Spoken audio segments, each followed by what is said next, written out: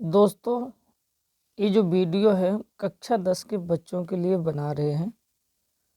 इसमें मैक्सिमम मैंने फार्मूले अटेंड किए हैं। मेरी समझ से तो कोई फार्मूला छूटा नहीं है और मैं इसको और अध्ययन कर रहा हूँ। अगर कोई फार्मूला छूटेगा तो मैं इसमें ऐड कर दूँगा। उम्मीद करेंगे कि वीडियो बच्चों के काम आएगा। अगर आपको लगता है कि वीडियो देखने के बाद आपके कि मेरे काम का है तो और भी लोगों की और भी बच्चों की मदद करिएगा। आइए इसको अब हम चालू करते हैं। इसमें पहला चैप्टर है हमारे में वास्तविक संख्याएं। वास्तविक संख्याओं में हमें इसमें ज़रूरत होती है सह अभाज्य संख्याओं की। तो वे संख्याएं जिनका मासा 1 होता है वे संख्याएं कैसी होती हैं? सहभाज्य, जैसे 2 3 3 5 इस टाइप की। दूसरी बात अगर यह है, इसको ऐसे भी कह सकते हैं कि दो संख्याएं जिनमें अगर हम अभाज्य गुणनखंड करें जिनके, तो इसमें एक के अलावा कुछ भी उभयनिष्ठ ना हो। दूसरी आती है परिमेय संख्याएं। वे संख्याएं जिन्हें p/q के रूप में लिखा जा सके जहां q की वैल्यू 0 ना हो, जैसे भिन्न सभी प्रॉपर भिन्न। दूसरा है कि सभी गिनती के अंक हैं प्लस माइनस, और वे संख्याएं जिनका वर्गमूल निकालने पर प्रॉपर आता है यानी कि पूर्ण संख्या आता है वो परिमेय, जिनका दशमलव संख्या आता है वे अपरिमेय। और वास्तविक संख्याएं वे संख्याएं जिन्हें वास्तविक अक्ष पर लिखा जा सके वास्तविक संख्याएं कहलाती हैं। अब इसमें एक पहला फार्मूला बनता है कि दो संख्याएं दी हैं, दो पूर्णांक दिया है, अगर उनका लासा और मासा निकाला जाए तो उन पूर्णांकों और लासा मासा में क्या संबंध होता है? तो ये होता है एलसीएम, उन दोनों संख्याओं का एलसीएम गुणित के दोनों संख्याओं का एचसीएफ बराबर पहली संख्या गुणा दूसरी संख्या। इसमें एक और क्वेश्चन आ जाता है शांत और अशांत। शांत यानी कि वे संख्याएं जिन्हें शांत अशांत हमेशा भिन्नों के रूप में होगा, तो वे भिन्न जिनके हर को हम क्यू को, जैसे हमने एक भिन्न लिख दिया p/q, इसके जो हर को हम 2 की पावर m या 5 की पावर m में लिख सकें, या फिर अकेला 2 की पावर m में हर को लिख रहे हैं या अकेला 5 की पावर m के रूप में अगर हम लिख सकें तो ये बन जाएगी कैसी? शांत। इसका मतलब ये है कि जो हर है इसमें जो भिन्न दी होगी, जैसे मुझे दिया है 5/125, तो इसमें जो हर में क्या है 125, तो हर के हम गुणनखंड करेंगे। वो गुणनखंड करने पर 2 की पावर m या 5 की पावर m या अकेला 2 की पावर m या अकेला 5 की पावर n में बने तो वो क्या हो जाएगी? शांत, नहीं तो फिर होगी अशांत। अभी पहला चैप्टर यहीं ख़त्म हो जाता है, दूसरा चैप्टर आता है। दूसरा चैप्टर में क्या है? बहुपद है। अब बहुपद कितने प्रकार के होते हैं ये मैंने बताया है। रैखिक जिसमें एक घात हो, द्विघात जिसमें मैक्सिमम 2 घात हो, त्रिघात जिसमें मैक्सिमम 3 घात हो, चतुर्थ घात जिसमें मैक्सिमम 4 घात हो। तो इसमें एक बात याद रखने वाली है कि एक अभाज्य संख्या नहीं होती, और एक बात और इस वाले चैप्टर में याद रखोगे कि किसी बहुपद की अधिकतम घात के बराबर ही उसके गुणनखंड हो सकते हैं, या गुणनखंड का दूसरा नाम है शून्य और दूसरा नाम है मूल। अभी द्विघात बहुपद दिया है मुझे इस टाइप का ax² + bx + c, जहाँ एक x² का जो गुणांक है a, इसकी वैल्यू 0 ना हो। अगर ये 0 हो जाएगा तो फिर ये वाला पद 0 हो जाएगा, तो फिर ये एक घात बहुपद बचेगा, इसलिए क्या है इसकी a की पावर 0 ना हो। अब किसी बहुपद की जितनी अधिकतम घात होती है उतने ही शून्यक होते हैं, तो हमने इसके शून्यक अल्फा और बीटा मान लिया। अब आता है शून्यकों का योगफल या शून्यकों का योग या गुणनखंडों का योग, तो क्या होता है अल्फा + बीटा - b/a। b क्या होता है? x का गुणांक, a क्या होता है x² का गुणांक जी। और इसमें चिन्ह के जो माइनस का चिन्ह आया है तो ऐसे लगा सकते हैं, पहले प्लस, प्लस के बाद माइनस, माइनस के बाद प्लस, तो माइनस सेकंड पे आया तो इसलिए मैंने सेकंड लगा दिया। मूलों का गुणनफल अल्फा × बीटा क्या होता है? c/a अचर पद अपॉन x² का गुणांक। मूलों का अंतर यानी कि गुणनखंडों का अंतर क्या होता है? √d यानी कि √d/a का मापांक। d क्या होता है? b² - 4ac, जिसे मापांक यानी कि विविध कर कहते हैं। a थोड़ा किसी किसी क्वेश्चन में काम में आ जाता है। अब ये त्रिघात बहुपद है, जब जिस त्रिघात है तो इसके शून्यक हम मान लेते हैं अल्फा बीटा गामा है। तो इसी प्रकार शून्यकों का योगफल क्या होगा, -b/a। इसी प्रकार है द्विघात समीकरण की तरह। शून्यकों का गुणनफल अल्फा इंटू बीटा -d/a यानी अचर पद अपॉन x³ का गुणांक। शून्यकों के गुणनफल का योगफल यानी alpha into beta, beta into gamma, gamma into alpha क्या होगा, c/a। जो बचता है x का गुणांक बटे x³ का गुणांक। अब ये दिया है कि द्विघात बहुपद के कोई मूल दिए हैं 2, तब बहुपद कैसे बनाएंगे। x² माइनस यानी कि शून्यकों का योगफल alpha plus beta x plus alpha into beta बराबर 0। त्रिघात बहुपद दिए यानी शून्यक दिए हैं, तब ऐसे बनाएंगे x³ minus alpha plus beta plus gamma x² plus alpha beta plus beta gamma plus gamma alpha x minus alpha beta gamma equal to 0।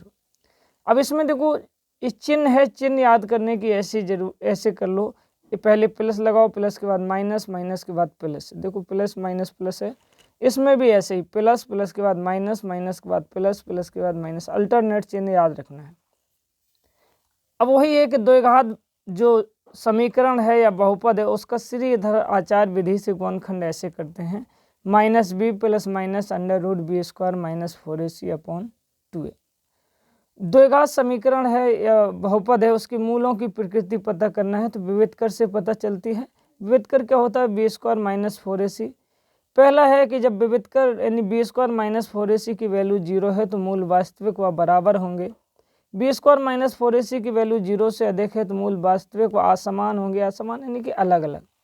और b² माइनस 4ac की वैल्यू अगर 0 से बड़ी है, पूर्ण वर्ग है तो परमेय होंगे, पूर्ण वर्ग नहीं है तो अपरमेय। पूर्ण वर्ग का मतलब जिसका वर्गमूल निकाला जा सके बिना दशमलव के। b² माइनस 4ac की वैल्यू अगर 0 से छोटी है तो ये काल्पनिक होंगे। इसमें एक बात नोट करने वाली है कि b² माइनस 4ac की वैल्यू जब 0 है तो मूल वास्तविक व बराबर होंगे, तो जो बराबर मूल होते हैं जो ये निकलते हैं -b/2a। अब यहाँ ये दूसरा चैप्टर खत्म हो जाता है। तीसरा चैप्टर है दो चरों वाले रैखिक समीकरण। इस टाइप से दिए होंगे a1x b1y c1 बराबर 0, a2x b2y c2 बराबर 0। अब ये दो समीकरण हैं तो दो रेखाएं होंगी, तो वही कह रहे हैं कि जब दो समीकरण हैं तो अगर a1/a2 और b1/b2 इन दोनों की वैल्यू बराबर नहीं है तो कहता है कि इसका अद्वितीय हल होगा, यूनिक सॉल्यूशन होगा। और दो रेखाएं हैं तो रेखाएं कैसे होंगी, प्रतिच्छेदी होंगी। इसमें एक चीज और है, a1/a2 b1/b2 की वैल्यू तो बराबर नहीं है, लेकिन c1/c2 की वैल्यू बराबर हो सकती है। इसके बारे में उसने कुछ नहीं कहा। इस पे एक सवाल आ जाता है कभी कभी, b1/c2 b2 और इक्वल टू c1/c2। कहेगा कि इसका अद्वितीय हल है तो किसी इसको कोई एक वैल्यू गायब कर देगा, कहेगा इसकी वैल्यू बताओ। अब दूसरा है कि a1/a2 equal to b1/b2 not equal to c1/c2। कहेगा कोई हल नहीं है, तो जब कोई हल नहीं है तो रेखाएं कैसी होती हैं, समांतर होती है। और a1/a2 equal to b1/b2 equal to c1/c2 अनंत हल होंगे, तब रेखाएं कैसी होती हैं, संगामी। एक इसमें एक टॉपिक और है कि संगत असंगत, तो जिसका कोई हल नहीं है उसमें असंगत होता है, बाकी में संगत होता है। ठीक है। अगला टॉपिक आता है समांतर श्रेणी। समांतर श्रेणी का व्यापक पद क्या होता है, जैसे पदों के बीच में अंतर समान है तो समांतर श्रेणी होती है। व्यापक पद ये होता है a plus D, a plus 2d, a plus 3d, a plus 4d, जहाँ a प्रथम पद है और d उसका सार्वंतर है, यानी पदों के बीच में अंतर है ये d। तो पहला फार्मूला बनता है इसका nवां पद क्या होता है, इसे tn भी कहते हैं, कोई कोई an भी कहते हैं। t4 टर्म, nवां term a plus n-1 into D. और समांतर श्रेणी के n पदों का योगफल क्या होता है, जिसे Sn कहते हैं, sum of n term n/2 2a plus n-1 into D. जब अंतिम पद और प्रथम पद पता हो तब समांतर यानी कि n पदों का योगफल ये होता है n/2 a प्लस l, जहाँ l क्या है, अंतिम पद है। समांतर श्रेणी का अंत से nवां पद क्या होता है, l माइनस के n-1 इंटू डी। समांतर श्रेणी के n पदों का योगफल दिया होने पर nवां पद बताना। क्या होता है? Sn minus Sn minus 1। और दो संख्याएं हैं, इनका समांतर माध्य निकालना है तो क्या करेंगे? दोनों को जोड़ के 2 का भाग दे देंगे। इस सांख्यिकी का समांतर माध्य नहीं है, ये समांतर श्रेणी का समांतर माध्य है। अब ये वाला जो समांतर श्रेणी यही खत्म हो जाती है, त्रिभुज आ जाता है। अब इसमें तुम्हारे में है समरूप। समरूप कहें तो एक जैसी जिनका रूप हो। दो आकृतियां समरूप कहलाएंगी जिनकी आकार यानी कि शेप समान हो परंतु साइज भिन्न भिन्न हो। जैसे एक हम ले लें साइकिल का पहिया और एक मोटरसाइकिल का, तो गोल तो दोनों होंगे लेकिन छोटे बड़े होंगे। तो वही इनमें समरूपता यानी कि उनके रूप एक जैसे हों तो वो क्या होंगे? समरूप। जैसे इसमें कुछ समरूपता की कसौटियाँ हैं। कसौटियाँ माने इनकी उनकी प्रॉपर्टी हैं। जैसे एंगल एंगल एंगल समरूपता।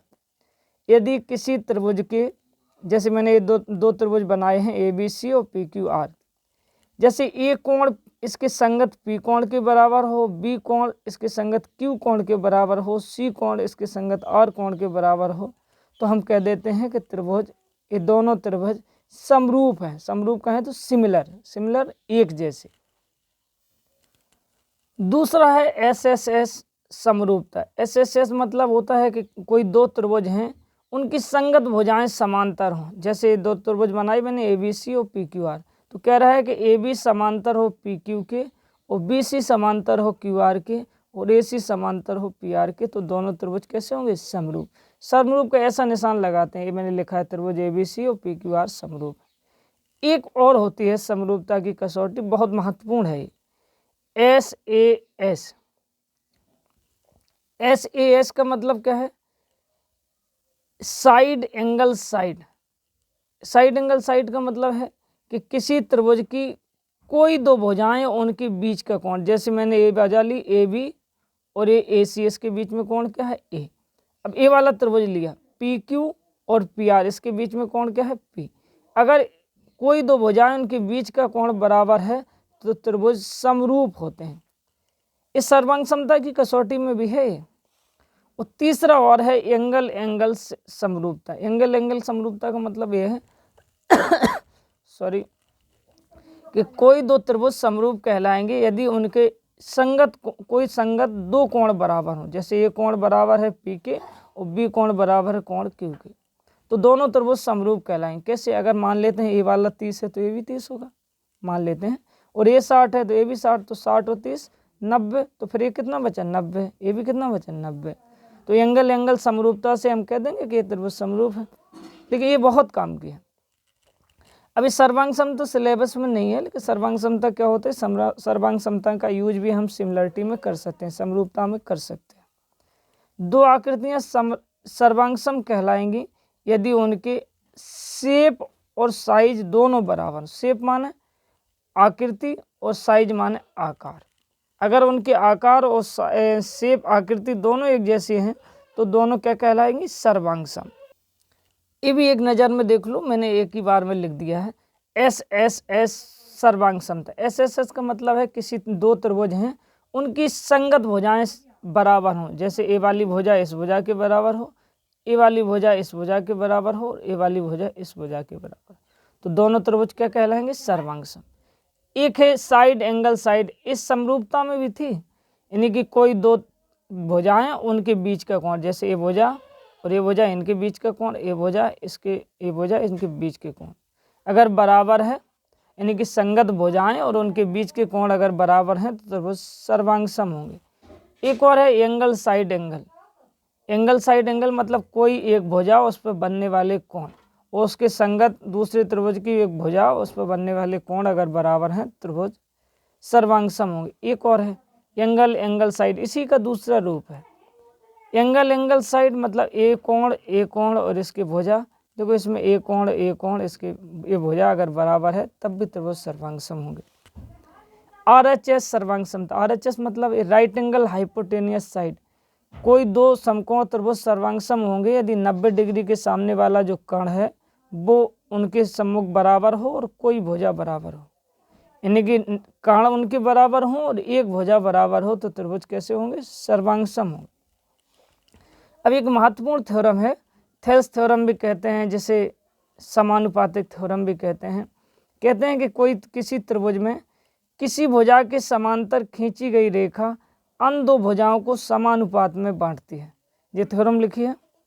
तो क्या हो जाएगा, AD/DB बराबर AE/EC। देखो मैंने ये लिख दिया है। दूसरा लिखा है AB/DB, AB/DB यानी यहाँ से यहाँ गए, यहाँ से यहाँ गए, तो क्या होगा AC/CE या AC/EC।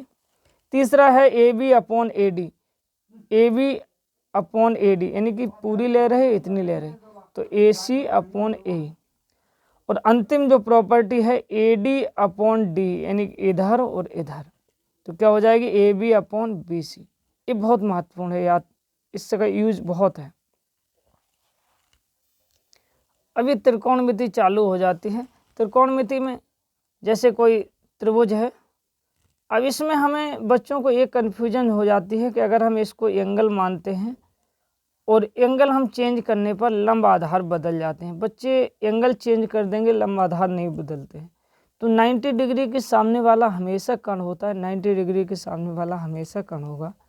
अगर हम एंगल इस भुजा पर मानेंगे तो जी आधार होगी, जी लंब होगी। अगर हम एंगल इधर मानेंगे तो जी आधार होगी, इसकी लंबाई जी लंब होगी। ऐसे समझो कि बिल्डिंग जहाँ बनती है उसे हम आधार कहते हैं, तो हमारा कोण जहाँ बनना है उसे कहेंगे आधार। अभी आ जाता है लाल बटे का, यानी कि इसको कहेंगे साइन थीटा, यानी कि इधर वाला। तो L4 लंब, K4 कर्ण। साइन थीटा होता है लंब बटे कर्ण, इसको कहते हैं कॉस। तो A/K यानी A4 आधार, K4 कर्ण, तो कॉस थीटा क्या होगा आधार बटे कर्ण। इसको कहते हैं टेन, L/A। टेन थीटा क्या होगा लंब बटे आधार, यानी कि लंब बटे आधार। और इस साइन का उल्टा होता है कोसेक, तो कोसेक थीटा क्या हो जाएगा कर्ण बटे लंब। और ये कोस का उल्टा होता है सेक, तो सेक क्या हो जाएगा कर्ण बटे आधार।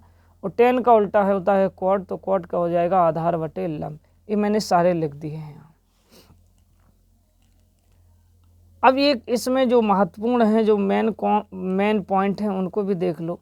ये टेन थीटा होता है sine theta upon cos theta, और कोट थीटा होता है cos theta upon sine theta.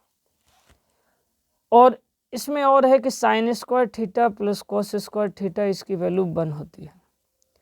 उस साइन स्क्वायर को यहीं रहने दो, कोस को इधर भेज दो, तो क्या बन जाएगा 1 माइनस कोस स्क्वायर थीटा।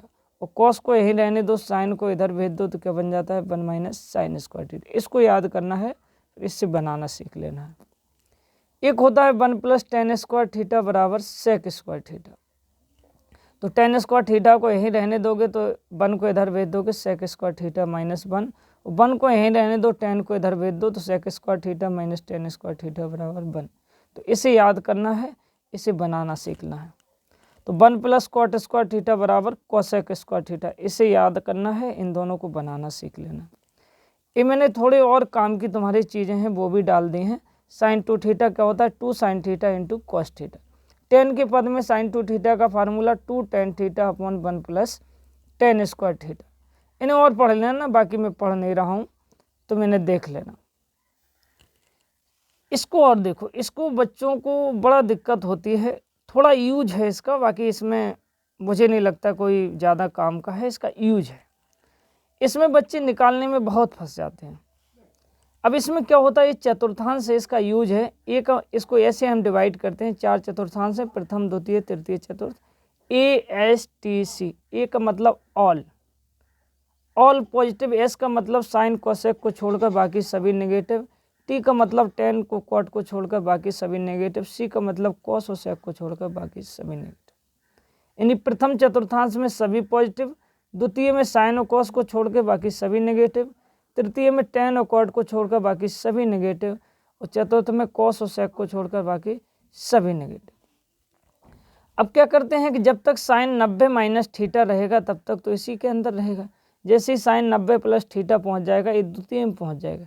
द्वितीय में क्या होता है, साइन उसका अपोजिट कोसेक को छोड़कर बाकी सभी नेगेटिव हो जाते हैं। अब जैसे ही 180 माइनस थीटा की बात रहेगी तब तक तो इसी द्वितीय में रहेगा। जैसे 180 प्लस की बात हो जाएगी, इसमें तृतीय में पहुंच जाएगा। तृतीय में क्या होगा, टेन और कॉट को छोड़कर बाकी सभी नेगेटिव होते हैं। ऐसे इसमें आएगा जैसे इसमें रहेगा तो cos 360 माइनस थीटा की बात होगी तो इसी तृतीय में रहेगा। जैसे 360 प्लस थीटा की बात होती है तो यहाँ पहुँच जाते हैं। इसके बारे में मैंने विस्तृत चर्चा की है, इसको देख लेना। एक चीज़ और तुम्हारे काम की है ये वाली। हम जानते हैं कि साइन माइनस थीटा बराबर माइनस साइन थीटा होता है, और sec minus theta sec theta होता है, cos minus theta cos theta होता है, और tan minus theta minus tan theta होता है, cot minus theta minus cot theta होता है, और cosec minus theta minus cosec theta होता है। इसको याद करने की ये तरीका है कि कॉस और सेक को छोड़कर बाकी सभी नेगेटिव होते हैं। देखो कॉस और सेक पॉजिटिव है, बाकी सभी नेगेटिव है। इसमें एक चीज़ और काम की है, यानी कि एंगल निकालना। क्या है कि sine cos tan cosec sec cot इनकी वैल्यू हमारे काम की होती है। तो क्या करते हैं, इसमें हमने ऐसे निकाला, इसमें तुम्हें साइन और कॉस दोनों की दो की वैल्यू याद करना है, बाकी का निकालना सीख लेना है। क्या करते हैं, हम 0 से चालू करते हैं, 0/4 1/4 2/4 3/4 4/4। अब वैल्यू लिख लेते हैं, ये 0 की वैल्यू है 0/4, ये 30 की, ये 45 की, ये 60 की, ये 90। अब क्या करते हैं कि 0 में सब में 4 का भाग यानी कि अंडर रूट निकाल लेते हैं। अंडर रूट निकालेंगे तो यानी 4 का भाग 0 में देके 0 आएगा, तो ये 0 निकल के आता है, तो हम कह देते हैं साइन 0 की वैल्यू ये 0 हो जाती है। इसका 1 का वर्गमूल निकालते हैं 1 और 2 का निकालते हैं 4, तो हम कह देते हैं साइन 30 की वैल्यू जो है 1/2 है। ये 2 से काट लेते हैं, 2 1 जा 2 और 2 2 जा 4, तो क्या मिलता है 1/√2। इसका वर्गमूल निकाल लेते हैं तो क्या मिल जाता है, 1 का तो 1 आ जाता है, 2 का तो √2 लगा लेते हैं, तो हम कह देते हैं कोई साइन 45 की वैल्यू 1/√2। इसको भी ऐसे हल कर लेते हैं, 3 का वर्गमूल √3, 4 का 2 निकाल लेते हैं, तो हम कह देते हैं साइन 60 की वैल्यू √3/2 है। 4 से 4 काट लेते हैं तो वही कह लेते हैं कि साइन 90 की वैल्यू 1 है। इसका जो उल्टा कर देते हैं तो हमें कॉस की वैल्यू मिल जाती है, लेकिन मुझे इन दोनों लाइनों को याद करना है। कैसे याद करना है, साथ साथ में। पहले तो अकेले इसको करना है कि साइन 0 की वैल्यू 0, और साइन 30 की 1/2, और साइन 45 की 1/√2, और साइन 60 की √3/2, और साइन 90 की 0। फिर इन दोनों को करना है कैसे, साइन 0 की 0 और कॉस 90 की 0, साइन 30 की 1/2 वही कॉस 60 की 1/2, साइन 45 कॉस 45 दोनों की बराबर 1/√2, साइन 60 की √3/2 और कॉस 30 की √3/2, साइन 90 की और कॉस 0 की, साइन 90 की 1 कॉस 0 की 1। अब जैसे मुझे टेन का निकालना है, टेन थीटा क्या होता है, sine theta upon cos theta. जैसे टेन 0 की तो साइन 0 अपॉन कॉस 0, साइन 0 की वैल्यू क्या है 0, कॉस 0 की वैल्यू क्या है 1, 0 में 1 का भाग दोगे क्या मिलेगा 0। इसी प्रकार अगर मुझे सेक की निकालना है, सेक 0 की, तो क्या करोगे, सेक थीटा क्या होता है 1/cos थीटा, तो 1/cos 0, cos 0 की वैल्यू क्या है 1, तो 1/1 क्या आएगा 1। किसी की भी निकाल लो, जैसे मुझे टेन 60 की निकालना है, टेन 60 क्या होता है साइन 60/cos 60, साइन 60 की √3/2, cos 60 की 1/2, 2 से 2 कट जाएगा, क्या मिलेगा √3/1, तो √3। इसी प्रकार अन्य निकाल सकते हैं। ये भी अभी तुम्हारे यूज में नहीं है, लेकिन ये तुम्हारे फार्मूले काम के हैं, इन्हें देख लेना, इन्हें पढ़ लेना। साइन a + b क्या होता है, sine a cos b + cos a sine a, minus लगा रहे तो माइनस लग जाएगा, cos a + b cos a × cos b minus sine a × sine b, यानी यहाँ प्लस होगा तो यहाँ माइनस होगा, यहाँ माइनस होगा तो प्लस होगा। एक और होता है tan a + b, tan a + tan b upon 1 minus tan a × tan b, cot a + b cot a × cot b minus 1 upon cot b + cot a। ये तुम्हारे अभी तो काम के नहीं है, लेकिन आगे काम के हैं, इसलिए मैंने लिख दिए। प्लस माइनस दोनों में है, जब अगर नीचे माइनस है तो ऊपर, यानी कि अगर नीचे माइनस आया तो ऊपर प्लस आ गया, ऊपर प्लस आया तो नीचे माइनस आ गया। ठीक है, इसमें जैसे ऊपर है वैसे ही है, लेकिन नीचे का साइन चेंज है। अभी अगला चैप्टर चालू हो जाता है, वृत्तों से संबंधित क्षेत्रफल। अब इसमें ये समझते हैं कोई सर्कल है, तो ये देखो इस वाले खंड को हम कहते हैं त्रिज्यखंड। त्रिज्यखंड क्यों, क्योंकि ये त्रिज्याओं से मिलकर बना हो। ये छोटा है तो इसलिए कहते हैं लघु त्रिज्यखंड, ये बड़ा वाला है तो कहते हैं दीर्घ त्रिज्यखंड। अब इस वाले भाग को कहते हैं वृत्तखंड, क्योंकि ये वृत्त का भाग है। इसको ये बड़ा होता है तो इसलिए दीर्घ, ये छोटा होता है तो इसलिए लघु। अब इसको हम कहते हैं चाप, AXB, इसको क्या कहते हैं चाप। ये छोटी चाप है, इसका अगर ऊपर वाली ले लें AYB तो इसे कहते हैं दीर्घ चाप। प्रत्येक वृत्त का क्षेत्रफल क्या होता है, प्रत्येक वृत्ताकार सिरे का क्षेत्रफल होता है πr²। परिधि क्या होती है वृत्त की 2 पाई आर, जहाँ आर उसकी त्रिज्या होती है। अब ये बनता है त्रिज्यखंड का क्षेत्रफल। जैसे ये वाला त्रिज्यखंड है, इसका क्षेत्रफल निकालेंगे, कैसे करेंगे, theta upon 360 pi are square. अब ये दीर्घ त्रिज्यखंड का क्षेत्रफल निकालना चाहें बड़े वाले का, तो क्या करेंगे कि त्रिभुज के क्षेत्रफल में से लघु त्रिज्यखंड का क्षेत्रफल हटा देंगे, तो क्या मिल जाएगा, ये दीर्घता। अब ये चाप जो ए एक्स बी की लंबाई है ऐसी निकल आती है कि थीटा अपॉन 180 पाई आर। अगर हम इसमें 2 का गुणा कर दें तो क्या बन जाएगा, 2 पाई आर थीटा अपॉन 360, तो फिर ए वाली बन जाती है 2 पाई आर थीटा अपॉन 360। लघु वृत्तखंड का क्षेत्रफल, इसका क्षेत्रफल क्या करेंगे, इसका ओ ए एक्स बी यानी कि लघु त्रिज्यखंड का क्षेत्रफल हम जानते हैं क्या होता है, theta upon 360 pi are square. उसमें से इस त्रिभुज का क्षेत्रफल हम निकाल देंगे। जब त्रिभुज की त्रिज्या आर है, केंद्र पर बना कोण थीटा है, तो जो त्रिज्यखंड का क्षेत्रफल, ये जो त्रिभुज का क्षेत्रफल होगा, इस समकोण त्रिभुज होता है, क्या होता है, r square by 2 sine theta. तो अगर मुझे क्या दूसरा तरीका और है कि r square sine theta by 2 cos theta by 2, जो भी एंगल है उसमें से आधा कर दो साइन के साथ, कोस के साथ, और त्रिज्या है उसका वर्ग कर दो, ये दोनों बराबर होते हैं। तो क्या करेंगे हम, त्रिज्यखंड के क्षेत्रफल में से त्रिभुज का क्षेत्रफल घटा देंगे, तो ये लघु वृत्तखंड का क्षेत्रफल निकल आएगा। इसका दीर्घ का निकालना है तो दीर्घ त्रिज्या यानी कि त्रिभुज के क्षेत्रफल में से लघु त्रिज्यखंड का क्षेत्रफल निकाल दो, तो ये दीर्घ का निकल आएगा। इसमें एक और हमारे काम का है कि कोण थीटा बराबर क्या होता है, चाप बटे त्रिज्या। लेकिन याद रहे कि जो कोण निकलता है वो रेडियन में निकलता है। वो चैप्टर यहीं खत्म हो जाता है।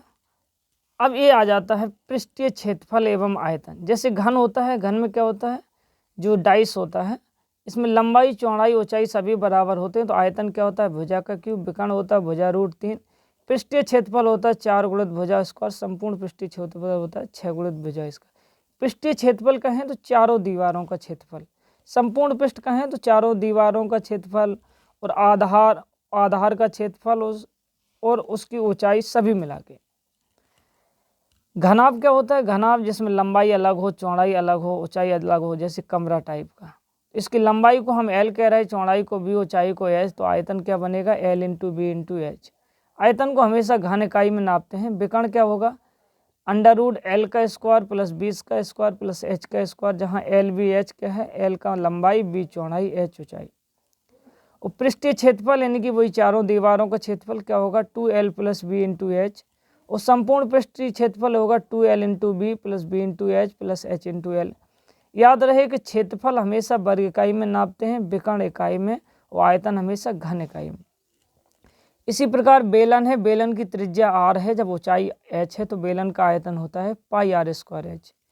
पृष्ठीय क्षेत्रफल क्या होता है, 2 पाई आर एच। संपूर्ण पृष्ठीय क्षेत्रफल होता है 2 pi R H plus are. कैसे निकला है ये मैंने दर्शाया है, देख लेना। अब ये खोखला बेलन बनता है जिसकी बाहरी त्रिज्या है कैपिटल आर, आंतरिक त्रिज्या है स्मॉल आर, ऊंचाई है एच। तब आयतन क्या होगा, पाई कैपिटल आर का स्क्वायर माइनस स्मॉल आर का स्क्वायर इंटू एच। पृष्ठीय क्षेत्रफल क्या होगा, यानी कि वक्र पृष्ठ गोलाकार सिरे का क्षेत्रफल, 2 pi capital are plus small are into H.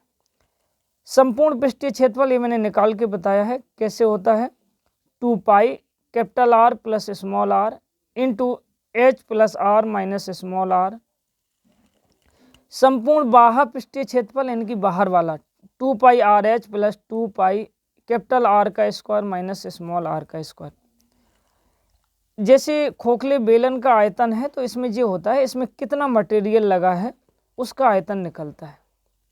ठीक है, तो क्या यानी कितना मटेरियल लगा है तो उसका आयतन क्या होगा कि दोनों आयतनों का अंतर, इसका आयतन यानी कि बाहर वाले का आयतन, अंदर वाले का आयतन, तो वही निकलेगा pi are square minus small R square H. वही है आयतन यानी कि लगे पदार्थ का आयतन। अब आता है गोला। तो गोले में क्या होती है हमारी त्रिज्या, जैसे गेम्स वगैरह में नहीं होते ठोस गोले होते हैं, वही गोले कह रहे हैं। तो इसमें क्या होता है, केवल त्रिज्या होती है, तो इसका आयतन क्या होगा 4/3 पाई आर क्यू। इसका पृष्ठीय क्षेत्रफल या गोलाकार सिरे का क्षेत्रफल एक ही होता है 4 पाई आर स्क्वायर। अब अर्धगोला बन जाता है, इनको इसको आधो काट देते हैं तो क्या होता है खोखला गोला, इसको कहते हैं 4। इसका आयतन निकलेगा 4/3 पाई कैपिटल आर का क्यू माइनस स्मॉल आर का क्यू, इनकी इसमें बाहरी त्रिज्या है कैपिटल आर, आंतरिक त्रिज्या है स्मॉल आर। अर्धगोले का आयतन गोले के आयतन का आधा कर देते हैं। गोले का आयतन क्या है 4/3 पाई आर क्यू, तो 2 का भाग देंगे 2/3 पाई आर क्यू। पृष्ठीय क्षेत्रफल यानी कि गोलेकार सिरे का क्षेत्रफल, तो इसके पृष्ठीय क्षेत्रफल का आधा होता है, तो 4 का आधा करेंगे 2 पाई आर स्क्वायर। संपूर्ण पृष्ठ में ये आधार का क्षेत्रफल और जुड़ जाता है, नहीं पाई आर स्क्वायर ये जुड़ जाता है, तो 2 पाई आर स्क्वायर में 1 पाई आर स्क्वायर जुड़ता है, तो 3 पाई आर स्क्वायर इसका संपूर्ण पृष्ठ हो जाता है। अब आता है शंकु, तो इसमें शंकु में क्या होती है, त्रिज्या होती है, ऊंचाई होती है और तिर्यक ऊंचाई होती है। आयतन क्या बनेगा 1/3 पाई आर स्क्वायर एच, और वक्रपृष्ठ क्या होता है पाई आर एल, जहाँ एल क्या है तिर्यक ऊंचाई, तो एल बराबर निकालते हैं √h² प्लस आर स्क्वायर, ये तिर्यक ऊंचाई का फार्मूला है। संपूर्ण पृष्ठ यानी कि आधार का क्षेत्रफल और वक्रपृष्ठ ये निकलता है पाई आर एल प्लस आर, ये मैंने दर्शाया है, यहाँ निकला।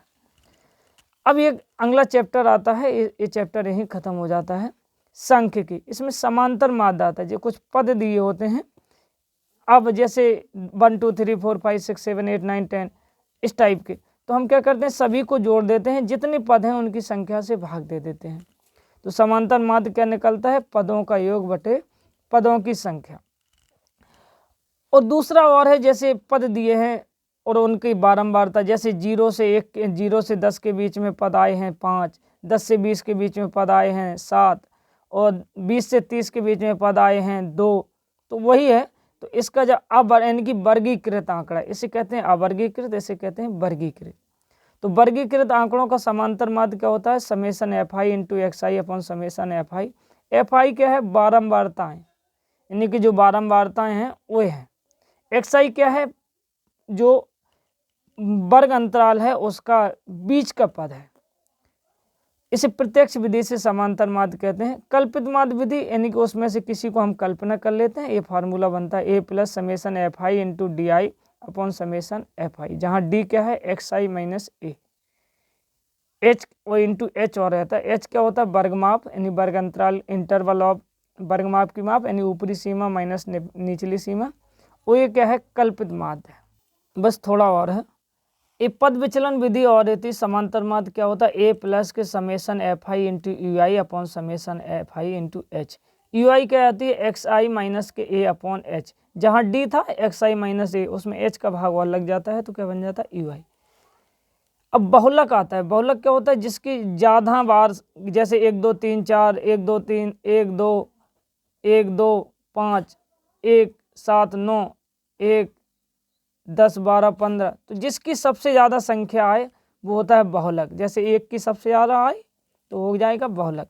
लेकिन ये तो हुआ अवर्गीकृत। अगर वर्गीकृत मतलब वर्ग अंतराल में दिया हो, 0 से 10 के बीच में 2 बार, 10 से 20 के बीच में 3 बार, 20 से 30 के बीच में 5, यानी कि वर्ग अंतराल हो, तो इसका बहुलक का फार्मूला ये होता है एल प्लस के f1 minus F I f0 upon 2f1 minus f0 minus के f2 इंटू एच। एल क्या होता है बहुलक वर्ग की निम्न सीमा, एच क्या होता है वर्ग अंतराल की माप, f1 क्या होता है बहुलक वर्ग की बारंबारता, f0 क्या होता है बहुलक वर्ग से ठीक पहले वाले वर्ग की बारंबारता, f2 क्या होता है बहुलक वर्ग के ठीक बाद वाले वर्ग की बारंबारता। अब इसमें एक और आता है माध्य का। जब आंकड़े अवर्गीकृत हों यानी कि वर्ग अंतराल में ना हो, तब हम पदों को देखेंगे, पदों की संख्या कितनी है, यानी गिन के देखेंगे सम है कि विषम। अगर हमारा पद विषम है तो फिर हमारे माध्य का ये बन जाता है, माध्य का मतलब बीच का पद, ये बन जाता है n प्लस के 1/2 पद। लेकिन ये पहले याद रहे कि पहले हम जो आंकड़ा दिया होगा, जो डाटा दिया होगा, उसको आरोही क्रम में या अवरोही क्रम में लिख लेंगे, फिर देख लेंगे n+1 कौन सा पद आ रहा है वो हमारी माध्यिका हो जाएगी। जब पदों की संख्या सम हो तो माध्यिका का फार्मूला ये होता है n/2 पद प्लस n/2 प्लस 1 पद अपॉन 2। पहले आंकड़ों को आरोही अवरोही क्रम में लिख लेंगे, फिर ये पद निकाल लेंगे, 2 का भाग दे देंगे, जो निकल के आएगा वही हमारा बीच का पद हो जाएगा, यानी कि माध्यिका हो जाएगी। जब आंकड़े वर्गीकृत हो यानी वर्ग अंतराल में हो तो फिर माध्यिका का फार्मूला ये बन जाता है L1 plus L2 minus L1 upon f n/2 minus c f. L1 क्या है माध्यक वर्ग की निम्न सीमा, L2 क्या है माध्यक वर्ग की उच्च सीमा, F क्या है माध्यक वर्ग की बारंबारता, CF क्या है, माध्यक वर्ग के ठीक पहले वाले वर्ग की संचयी बारंबारता, N क्या है, बारंबारताओं का योग। एक माध्यका का फार्मूला और है, जैसे वो रखा है L2 - L1 वाला, तो एक और है L + N/2 - CF/F × H, इसके बारे में जो दिया है पढ़ लेना।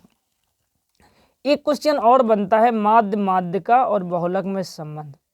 क्या होता है, बहुलक बराबर 3 माध्यका - 2 माध्य। एक कंसेप्ट और था कि 3 बिंदु संरेख है। 3 बिंदु संरेख होने का मतलब है कि पहले तो हम इस विधि से निकाल सकते हैं कि त्रिभुज का क्षेत्रफल अगर 0 है तो 3 बिंदु संरेख होंगे। संरेख का मतलब एक रेखा। वैसे ब्रह्मांड में कहीं भी 3 बिंदु हैं तो उनका कुछ ना कुछ क्षेत्रफल निकलेगा। अगर वो एक रेखा में तो क्षेत्रफल होगा नहीं, 0 होगा। क्षेत्रफल मतलब उनके द्वारा कवर किया हुआ एरिया। तो 3 बिंदु संरेख हैं तो एक तरीका तो यह है कि त्रिभुज का क्षेत्रफल हम 0 कर दें।